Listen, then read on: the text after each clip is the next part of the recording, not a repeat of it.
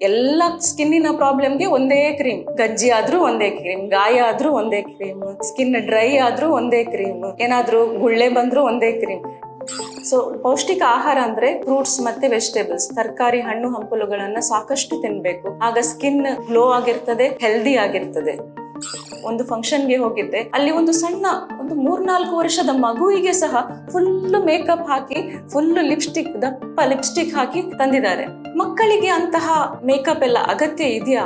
ನಾವು ಫ್ಯಾಟ್ಸ್ ಅಂತ ಹೇಳುವಾಗ ಇತ್ತೀಚೆಗೆ ಎಲ್ಲರೂ ಅವಾಯ್ಡ್ ಮಾಡೋದೇ, ಆದ್ರೆ ನಮ್ಮ ಚರ್ಮದ ಆರೋಗ್ಯಕ್ಕೆ ಸ್ವಲ್ಪ ಪ್ರಮಾಣದ ಫ್ಯಾಟ್ಸ್ ಕೂಡ ಅಗತ್ಯ. ಅದರಲ್ಲಿ ಸಹ ಒಳ್ಳೆಯ ಫ್ಯಾಟ್ಸ್ ಅನ್ನ ಆಯ್ಕೆ ಮಾಡೋದು ಒಳ್ಳೆಯದು.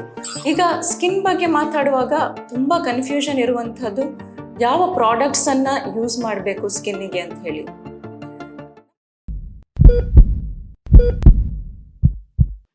ನಮಸ್ಕಾರ ವೀಕ್ಷಕರಿಗೆ, ನಾನು ನಿಮ್ಮ ಹೋಮಿಯೋಪತಿ ವೈದ್ಯೆ ಡಾಕ್ಟರ್ ಅಲ್ಫ್ರೀಡಾ ಪಿಂಟೋ. ಇಂದಿನ ಸಂಚಿಕೆಯಲ್ಲಿ ನಾವು ನಮ್ಮ ದೇಹದ ಅತಿ ದೊಡ್ಡ ಅಂಗ, ಅದರ ಬಗ್ಗೆ ಸ್ವಲ್ಪ ವಿಷಯವನ್ನು ತಿಳ್ಕೊಳ್ಳೋಣ. ನಮ್ಮ ದೇಹದ ಅತಿ ದೊಡ್ಡ ಅಂಗ ಯಾವುದು? ನಾವು ಅಂದ್ಕೊಳ್ಬಹುದು ಅದು ಲಿವರ್ ಇರ್ಬೋದೇನೋ, ಅಥವಾ ಮೆದುಳು ಬ್ರೈನ್ ಇರ್ಬೋದೇನೋ, ಅಥವಾ ನಮ್ಮ ಜೀರ್ಣಾಂಗ ಡೈಜೆಸ್ಟಿವ್ ಸಿಸ್ಟಮ್, ಇಂಟೆಸ್ಟೈನ್ಸ್ ಇರ್ಬೋದು, ಅಥವಾ ಸ್ಟಮಕ್ ಇರ್ಬೋದು. ಹೀಗೆ ಬೇರೆ ಬೇರೆ ಅಂಗಗಳನ್ನ ನಾವು ಯೋಚಿಸ್ಬೋದು. ಆದ್ರೆ ನಮ್ಮ ದೇಹದ ಅತಿ ದೊಡ್ಡ ಅಂಗ ಯಾವುದಂದ್ರೆ ನಮ್ಮ ಚರ್ಮ. ಅದು ನೋಡ್ಲಿಕ್ಕೆ ಸ್ವಲ್ಪ ತೆಳುವಾಗಿ ಇರುತ್ತದೆ, ಆದ್ರೂ ಇದು ಸುಮಾರು 4 ಕಿಲೋ ಅಷ್ಟು ಭಾರ ಹೊಂದಿದೆ. ನಮ್ಮ ಈ ಚರ್ಮಕ್ಕೆ ಬೇರೆ ಬೇರೆ ಪ್ರಾಮುಖ್ಯತೆ ಇದೆ. ಪ್ರಮುಖವಾಗಿ ಇದು ನಮ್ಮ ಇಡೀ ದೇಹವನ್ನು ಆವರಿಸಿದೆ. ಇದು ನಮ್ಮ ದೇಹಕ್ಕೆ ಕವರಿಂಗ್ ಆಗಿರುತ್ತದೆ. ನಮ್ಮ ದೇಹಕ್ಕೆ ಅದು ರಕ್ಷಣೆ ನೀಡ್ತದೆ. ರಕ್ಷಣೆ ಮಾತ್ರವಲ್ಲದೆ ನಮ್ಮ ದೇಹದ ಆಂತರಿಕ ಪರಿಸರ, ಇಂಟರ್ನಲ್ ಎನ್ವೈರ್ಮೆಂಟ್ ಏನಿದೆ, ಅದರ ಬ್ಯಾಲೆನ್ಸ್, ಅದರ ಸಮತೋಲನವನ್ನ ಕಾಪಾಡಿಕೊಳ್ಳಿಕ್ಕೆ ಚರ್ಮ ಬಹು ಅಗತ್ಯ. ನಮ್ಮ ದೇಹಕ್ಕೆ ಬೇಕಾಗಿರುವಂತಹ ವಿಟಮಿನ್ ಡಿ ಏನಿದೆ, ಅದರ ಸಂಶ್ಲೇಷಣೆ, ವಿಟಮಿನ್ ಡಿ ಮೆಟಬಾಲಿಸಮ್ ಅಂತ ಏನ್ ಹೇಳ್ತೇವೆ, ಅದಕ್ಕೆ ಸ್ಕಿನ್ ತುಂಬಾ ಅಗತ್ಯ. ಹಲವಾರು ಜನರಿಗೆ ಎಷ್ಟೋ ಸಲ ಸನ್ಲೈಟ್ಗೆ ಎಕ್ಸ್ಪೋಜರ್ ಇದ್ರೂ ಸಹ ತುಂಬಾ ಜನರಿಗೆ ಟೆಸ್ಟ್ ಮಾಡಿ ನೋಡುವಾಗ ವಿಟಮಿನ್ ಡಿ ಡೆಫಿಷಿಯನ್ಸಿ ಇರ್ತದೆ. ಯಾಕೆ ಹೀಗೆ ಆಗ್ತದೆ ಅಂತ ಹೇಳಿದ್ರೆ, ನಮ್ಮ ದೇಹವನ್ನ ಫುಲ್ ನಾವು ಕವರ್ ಮಾಡಿಕೊಂಡು ಸೂರ್ಯನಲ್ಲಿ ಅಥವಾ ಸನ್ಲೈಟ್ ಅಲ್ಲಿ ಎಕ್ಸ್ಪೋಸ್ ಆದ್ರೆ ಅದು ಏನು ಪ್ರಯೋಜನ ಇಲ್ಲ. ಸೂರ್ಯನ ಬೆಳಕು ಸ್ಕಿನ್ನ ಮೇಲೆ ಅಥವಾ ನಮ್ಮ ಕಣ್ಣಿನ ಒಳಗೆ ಅದು ಬೀಳ್ಬೇಕು. ಆವಾಗ ಮಾತ್ರ ಆ ಅಗತ್ಯವಿರುವಂತಹ ವಿಟಮಿನ್ ಡಿ, ಅದರ ಮೆಟಬಾಲಿಸಮ್ ಅಥವಾ ಸಂಶ್ಲೇಷಣೆ ಏನ್ ಹೇಳ್ತೇವೆ, ಅದು ಆಗ್ಲಿಕ್ಕೆ ಉಪಯೋಗ ಆಗತ್ತೆ. ಬರೀ ನಾವು ಕವರ್ ಮಾಡಿಕೊಂಡು ಅಥವಾ ಕೊಡೆ ಹಿಡ್ಕೊಂಡು ಬಿಸಿಲಲ್ಲಿ ಹೋದ್ರೆ, ನಾವು ಬಿಸಿಲಲ್ಲಿ ಹೋಗಿದ್ದೇವೆ, ನಮ್ಗೆ ಆದ್ರೂ ವಿಟಮಿನ್ ಡಿ ಡೆಫಿಷಿಯನ್ಸಿ ಆಗುವಂತ ಸಂಭವ ಇರುತ್ತದೆ. ಅದಕ್ಕೋಸ್ಕರ ವಿಟಮಿನ್ ಡಿ ಪ್ರೊಡಕ್ಷನ್ಗೆ ಸ್ಕಿನ್ ತುಂಬಾ ಅಗತ್ಯವಿರ್ತದೆ. ಇಷ್ಟೆಲ್ಲ ಮಹತ್ವ ಹೊಂದಿರುವಂತಹ ಈ ಚರ್ಮಕ್ಕೆ ರೋಗಗಳು ಕೂಡ ಹಲವಾರು ಇವೆ. ಸುಮಾರು ಅಂದಾಜಿಗೆ 20-30% ಜನರಿಗೆ ಯಾವುದಾದ್ರೂ ಒಂದು ಸ್ಕಿನ್ನಿನ ಟ್ರಬಲ್ ಇದ್ದೇ ಇರ್ತದೆ. ಆದ್ರೆ ವೈದ್ಯರನ್ನ ಕಾಣುವುದು ತುಂಬಾ ಕಡಿಮೆ ಜನ. ಯಾಕೆಂದ್ರೆ ಸೆಲ್ಫ್ ಮೆಡಿಕೇಶನ್, ಏನಾದ್ರೂ ಮನೆ ಮದ್ದು ಅಥವಾ ಏನಾದ್ರೂ ಒಂದು ಮೆಡಿಕಲಿಗೆ ಹೋಗಿಯೋ ಒಂದು ಕ್ರೀಮ್ ಹಚ್ಚೋದು, ಹಾಗೆ ಮಾಡಿ ಅದನ್ನ ಟ್ರೀಟ್ಮೆಂಟ್ ತಗೊಳ್ಳೋದನ್ನ ಮುಂದೆ ತಳ್ತಾರೆ. ಕೆಲವರಂತೂ ಎಲ್ಲ ಸ್ಕಿನ್ನಿನ ಪ್ರಾಬ್ಲಮ್ಗೆ ಒಂದೇ ಕ್ರೀಮ್. ಗಜ್ಜಿ ಆದ್ರೂ ಒಂದೇ ಕ್ರೀಮ್, ಗಾಯ ಆದ್ರೂ ಒಂದೇ ಕ್ರೀಮ್, ಮತ್ತೆ ಸ್ಕಿನ್ ಡ್ರೈ ಆದ್ರೂ ಒಂದೇ ಕ್ರೀಮ್, ಏನಾದ್ರೂ ಗುಳ್ಳೆ ಬಂದ್ರೂ ಒಂದೇ ಕ್ರೀಮ್. ಸೊ ಎಲ್ಲ ರೋಗಗಳಿಗೆ, ಎಲ್ಲ ಸ್ಕಿನ್ನಿನ ಪ್ರಾಬ್ಲಮ್ಸ್ಗೆ ಒಂದೇ ಕ್ರೀಮ್ ಆಗುದಿಲ್ಲ. ಬೇರೆ ಯಾರಿಗಾದ್ರೂ ಅದೇ ರೀತಿಯ ಪ್ರಾಬ್ಲಮ್ ಇದ್ದು ಯಾರೋ ಒಂದು ಸಜೆಸ್ಟ್ ಮಾಡಿದ್ರು, ಅದನ್ನ ಹಚ್ಚಿ ನೋಡ್ಬಹುದು ಅಂತ ಹೇಳಿ ಒಂದು ಅಭಿಪ್ರಾಯ ಇರ್ಬೋದು. ಆದ್ರೆ ಹೆಚ್ಚು ಕಾಲ ಒಂದೇ ಕ್ರೀಮ್ ಅನ್ನ ಯೂಸ್ ಮಾಡಿ ಅದು ಪ್ರಯೋಜನ ಕೊಡುವುದಿಲ್ಲ ಅಂತಂದ್ರೆ ವೈದ್ಯರನ್ನು ಕಾಣುವುದು ಉತ್ತಮ. ಯಾಕೆಂದ್ರೆ ಎಲ್ಲಾ ಸಮಸ್ಯೆಗಳು ಒಂದೇ ತರದ್ದಲ್ಲ. ಗಜ್ಜಿ ಬೇರೆ, ಅಥವಾ ಫಂಗಲ್ ಇನ್ಫೆಕ್ಷನ್ ಬೇರೆ, ಅಥವಾ ಎಕ್ಸಿಮಾ ಅಂತ ಪ್ರಾಬ್ಲಮ್ ಇರುತ್ತೆ, ಅದು ಬೇರೆ. ಗಾಯ ಆದ್ರೆ ಬೇರೆನೆ ಟ್ರೀಟ್ಮೆಂಟ್ ಇರುತ್ತೆ. ಸೊ ಬೇರೆ ಬೇರೆ ಸಮಸ್ಯೆಗೆ ಬೇರೆ ಬೇರೆ ಟ್ರೀಟ್ಮೆಂಟ್ ಇರುತ್ತೆ. ಅದಕ್ಕೋಸ್ಕರ ಸೆಲ್ಫ್ ಟ್ರೀಟ್ಮೆಂಟ್ ಅನ್ನ ಆದಷ್ಟು ಅವಾಯ್ಡ್ ಮಾಡೋದು ಒಳ್ಳೆಯದು. ಈಗ ನಾವು ಜನರಲ್ ಆಗಿ ಈ ನಮ್ಮ ಚರ್ಮವನ್ನ ಆರೋಗ್ಯವಂತವಾಗಿಡಲು ಕೆಲವು ಟಿಪ್ಸ್ ಬಗ್ಗೆ ಮಾತಾಡೋಣ. ಮುಖ್ಯವಾಗಿ ನಮ್ಮ ಚರ್ಮಕ್ಕೆ ತೇವಾಂಶ ಅಗತ್ಯ. ಸೊ ಮಾಯಿಶ್ಚರೈಸ್ಡ್ ಆಗಿರ್ಬೇಕು ನಮ್ಮ ಸ್ಕಿನ್. ಸೊ ತೇವಾಂಶವನ್ನು ಕಾಪಾಡಿಕೊಳ್ಳೋದಕ್ಕೆ ಏನ್ ಮಾಡ್ಬೇಕು? ಬರೀ ಮೇಲಿನಿಂದ ಮಾಯಿಶ್ಚರೈಸರ್ ಹಚ್ಚೋದು ಅಥವಾ ಏನಾದ್ರೂ ಕ್ರೀಮ್ ಹಚ್ಚೋದು ಅಲ್ಲ. ಸ್ಕಿನ್ನಿನ ತೇವಾಂಶ ಮಾಯಿಶ್ಚರೈಸ್ ಸರಿಯಾಗಿ ಇರಬೇಕಿದ್ರೆ ಅದಕ್ಕೆ ನಾವು ಸಾಕಷ್ಟು ನೀರು ಕುಡಿಯೋದು ತುಂಬಾ ಅಗತ್ಯ. ಸೊ ನೀರು ಕುಡಿದ್ರೆ ಮಾತ್ರ ಸಾಲುದಿಲ್ಲ. ಕೆಲವು ಕಡೆಯಲ್ಲಿ ಸ್ಕಿನ್ ತುಂಬಾ ಡ್ರೈ ಆಗ್ತದೆ, ಎಸ್ಪೆಷಲಿ ಈ ಚಳಿಗಾಲದಲ್ಲಿ ಅಥವಾ ತುಂಬಾ ಚಳಿ ಇರುವಂತಹ ಪ್ರದೇಶದಲ್ಲಿ ಸ್ಕಿನ್ ಡ್ರೈ ಆಗ್ತದೆ. ಆ ಸ್ಕಿನ್ ಡ್ರೈ ಆಗೋದನ್ನ ಅವಾಯ್ಡ್ ಮಾಡ್ಬೇಕಾದ್ರೆ ಮಾಯಿಶ್ಚರೈಸರ್ ಅನ್ನ ಯೂಸ್ ಮಾಡಬೇಕು. ತುಂಬಾ ಮೈಲ್ಡ್ ಆಗಿರುವಂತಹ ಅಥವಾ ನ್ಯಾಚುರಲ್ ಆಗಿ ಸಿಗುವಂತ ಮಾಯಿಶ್ಚರೈಸರ್ ಅಂದ್ರೆ ತೆಂಗಿನ ಎಣ್ಣೆ, ವ್ಯಾಸಲಿನ್, ಅದರಲ್ಲಿ ಏನು ಕೆಮಿಕಲ್ಸ್ ಎಲ್ಲ ಹೆಚ್ಚಿಗೆ ಇರುವುದಿಲ್ಲ. ಸೊ ಅದನ್ನ ಯೂಸ್ ಮಾಡಿದ್ರೂ ಆಗ್ತದೆ. ಇನ್ನೊಂದು ವಿಷಯ ಸ್ಕಿನ್ ಹೆಲ್ತ್ ಬಗ್ಗೆ ಹೇಳುವುದಾದ್ರೆ, ಸೂರ್ಯನ ತೀಕ್ಷ್ಣ ಬೆಳಕಿನಿಂದ ಸ್ಕಿನ್ ಅನ್ನ ಕಾಪಾಡಿಕೊಳ್ಳುವಂಥದ್ದು. ನಾನು ಈಗಾಗಲೇ ಹೇಳಿದೆ, ಸೂರ್ಯನ ಬೆಳಕು ನಮ್ಮ ಸ್ಕಿನ್ನಿನ ಮೇಲೆ ಬೀಳ್ಬೇಕು, ಆದ್ರೆ ಅದು ಯಾವ ಹೊತ್ತಲ್ಲಿ ಅನ್ನೋದು ಇಂಪಾರ್ಟೆಂಟ್. ಒಂದು ಬೆಳಿಗ್ಗೆ 10 ಗಂಟೆ ತನಕ ಸೂರ್ಯಗೆ ಎಕ್ಸ್ಪೋಸ್ ಆದ್ರೆ ಒಳ್ಳೇದು, ಯಾಕೆಂದ್ರೆ ವಿಟಮಿನ್ ಡಿ ಗೆ ಅಗತ್ಯವಿರುತ್ತೆ ನಮ್ಗೆ. ಆದ್ರೆ ಮಧ್ಯಾಹ್ನದ ಹೊತ್ತಿನಲ್ಲಿ, ಕಟು ಬಿಸಿಲು ಇರುವಂತಹ ಹೊತ್ತಿನಲ್ಲಿ ಸ್ಕಿನ್ ಅಥವಾ ನಮ್ಮ ದೇಹವನ್ನ ಬಿಸಿಲಿಗೆ ಎಕ್ಸ್ಪೋಸ್ ಆಗೋದನ್ನ ಸ್ವಲ್ಪ ಅವಾಯ್ಡ್ ಮಾಡಿದ್ರೇನೆ ಒಳ್ಳೇದು.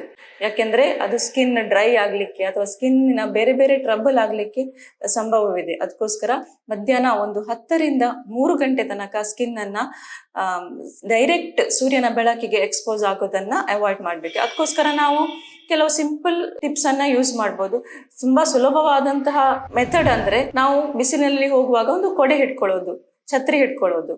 ಇಲ್ಲದಿದ್ರೆ ನಾವು ಫುಲ್ ಬಟ್ಟೆ ಹಾಕೋದು, ಕವರ್ ಮಾಡೋದು. ಎಷ್ಟು ನಮ್ಮ ದೇಹ ಕವರ್ ಆಗ್ಲಿಕ್ಕೆ ಸಾಧ್ಯವಿರುತ್ತೋ ಅಷ್ಟನ್ನ ನಾವು ಕವರ್ ಮಾಡೋದು. ಇನ್ನೊಂದು ಏನಂದ್ರೆ, ಇತ್ತೀಚೆಗೆ ಕೆಲವರು ಸನ್ಸ್ಕ್ರೀನ್ ಅನ್ನೋದನ್ನ ಯೂಸ್ ಮಾಡ್ತಾರೆ. ಸೊ ಸನ್ಸ್ಕ್ರೀನ್ ಸಹ ಒಂದು ಉತ್ತಮ ಮೆಥಡ್ ನಮ್ಮ ಸ್ಕಿನ್ ಅನ್ನ ಸೂರ್ಯನಿಂದ ಕಾಪಾಡಿಸಿಕೊಳ್ಳುವುದಕ್ಕೆ. ಸನ್ಸ್ಕ್ರೀನ್ ಯೂಸ್ ಮಾಡುವಾಗ್ಲೂ, ಆಯ್ಕೆ ಮಾಡುವಾಗ್ಲೂ ಸ್ವಲ್ಪ ಕೇರ್ಫುಲ್ ಆಗಿರ್ಬೇಕು. ಯಾವುದು ನಮ್ಮ ಸ್ಕಿನ್ನಿಗೆ ಸೂಟ್ ಆಗ್ತದೆ, ಯಾವುದು ನಮ್ಮ ಸ್ಕಿನ್ನಿಗೆ ಒಳ್ಳೇದಾಗ್ತದೆ, ಅಂತಹ ಪ್ರಾಡಕ್ಟ್ಸ್ ಅನ್ನೇ ಯೂಸ್ ಮಾಡಬೇಕಾಗಿ ಬರ್ತದೆ.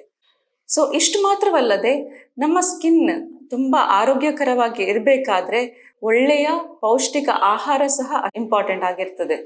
ಸೊ ಪೌಷ್ಟಿಕ ಆಹಾರ ಅಂದ್ರೆ ಫ್ರೂಟ್ಸ್ ಮತ್ತೆ ವೆಜಿಟೇಬಲ್ಸ್, ತರಕಾರಿ, ಹಣ್ಣು ಹಂಪಲುಗಳನ್ನ ಸಾಕಷ್ಟು ತಿನ್ಬೇಕು. ಆಗ ಸ್ಕಿನ್ ಗ್ಲೋ ಆಗಿರ್ತದೆ, ಹೆಲ್ದಿ ಆಗಿರ್ತದೆ. ಅದಲ್ಲದೆ ಹೆಲ್ದಿ ಫ್ಯಾಟ್ಸ್, ನಾವು ಫ್ಯಾಟ್ಸ್ ಅಂತ ಹೇಳುವಾಗ ಇತ್ತೀಚೆಗೆ ಎಲ್ಲರೂ ಅವಾಯ್ಡ್ ಮಾಡೋದೆ, ಆದ್ರೆ ನಮ್ಮ ಚರ್ಮದ ಆರೋಗ್ಯಕ್ಕೆ ಸ್ವಲ್ಪ ಪ್ರಮಾಣದ ಫ್ಯಾಟ್ಸ್ ಕೂಡ ಅಗತ್ಯ.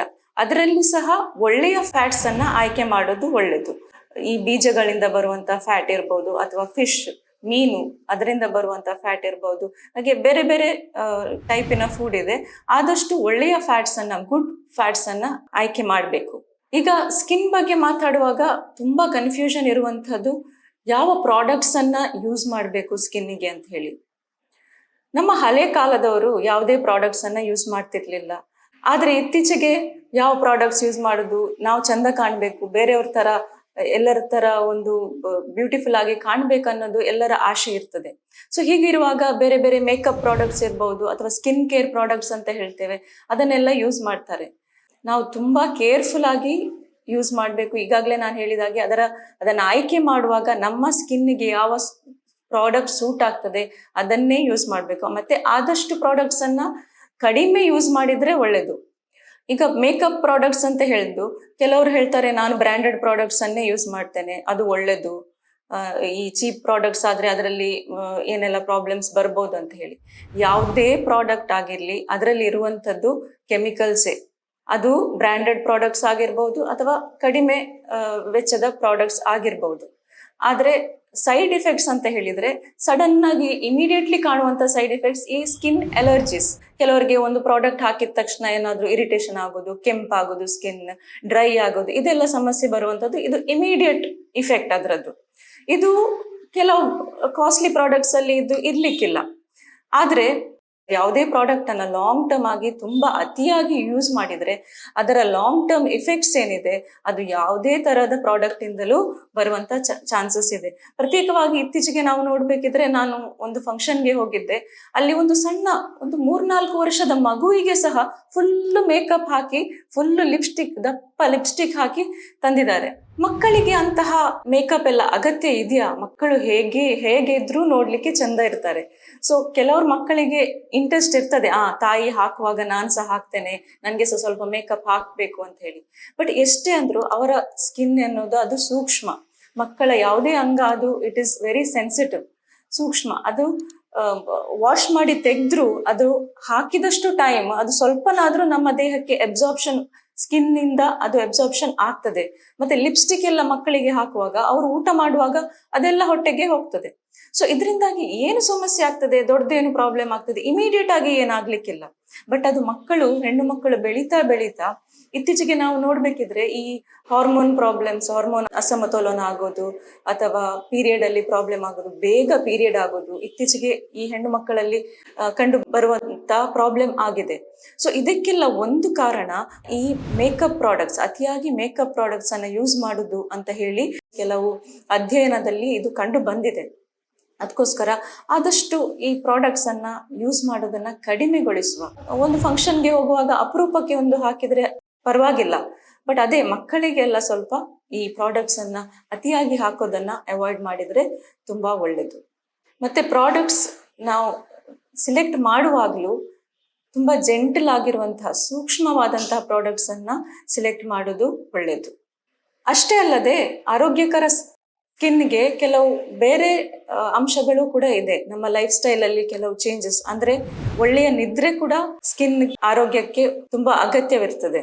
ಅಷ್ಟೇ ಅಲ್ಲದೆ ನಮ್ಗೆ ಈ ಸ್ಟ್ರೆಸ್ ಮ್ಯಾನೇಜ್ಮೆಂಟ್, ನಮ್ಗೆ ತುಂಬಾ ಸ್ಟ್ರೆಸ್ ಇದೆ, ತುಂಬಾ ಟೆನ್ಷನ್ ಇದ್ರೆ ಈ ಸ್ಕಿನ್ ಏಜಿಂಗ್ ಆಗೋದು ಬೇಗ ಆಗ್ತದೆ ಅಂತ ಹೇಳ್ತಾರೆ. ಅದಕ್ಕೋಸ್ಕರ ನಾವು ನಮ್ಮ ಸ್ಟ್ರೆಸ್ ಅನ್ನ ಸರಿಯಾದ ರೀತಿಯಲ್ಲಿ ಮ್ಯಾನೇಜ್ ಮಾಡ್ಲಿಕ್ಕೆ ಕಲಿಬೇಕು. ಮಾತ್ರವಲ್ಲದೆ ಈ ಸ್ಮೋಕಿಂಗ್ ಅಥವಾ ಈ ಕೆಟ್ಟ ಅಭ್ಯಾಸಗಳು, ಆಲ್ಕೋಹಾಲ್ ಕನ್ಸಂಪ್ಷನ್ ಇರ್ಬೋದು, ಸ್ಮೋಕಿಂಗ್ ಇರ್ಬೋದು, ಅದನ್ನೆಲ್ಲ ನಾವು ಅವಾಯ್ಡ್ ಮಾಡಿದ್ರೆ ಸ್ಕಿನ್ ಅನ್ನ ಆರೋಗ್ಯವಂತವಾಗಿ ಇಡ್ಲಿಕ್ಕೆ ತುಂಬಾ ಸಹಕಾರಿ ಆಗ್ತದೆ. ಸೊ ಹೀಗೆ ಒಳ್ಳೆಯ ಜೀವನ ಶೈಲಿ, ಒಳ್ಳೆಯ ಲೈಫ್ ಸ್ಟೈಲ್, ಮತ್ತೆ ಒಳ್ಳೆಯ ನಿದ್ರೆ, ಒಳ್ಳೆಯ ಆಹಾರ, ಮತ್ತೆ ಸಾಕಷ್ಟು ನೀರು, ಮತ್ತೆ ಆದಷ್ಟು ಕಡಿಮೆ ಮೇಕಪ್ ಪ್ರಾಡಕ್ಟ್ಸ್ ಇರ್ಬೋದು ಅಥವಾ ಯಾವುದೇ ಪ್ರಾಡಕ್ಟ್ಸ್ ಅನ್ನ ಯೂಸ್ ಮಾಡಿದ್ರೆ ನಮ್ಮ ಸ್ಕಿನ್ ಅಥವಾ ಚರ್ಮವನ್ನ ನಾವು ತುಂಬಾ ಆರೋಗ್ಯವಂತವಾಗಿ ಕಾಪಾಡಬಹುದು. ನಾವು ತುಂಬಾ ಕಾಲ ನಮ್ಮ ಚರ್ಮವನ್ನ ಕಾಂತಿಯುಕ್ತವಾಗಿ ಇಡ್ಬೋದು ಅಂತ ಹೇಳಿ ನನ್ನೆರಡು ಮಾತುಗಳನ್ನ ಮುಗಿಸ್ತೇನೆ.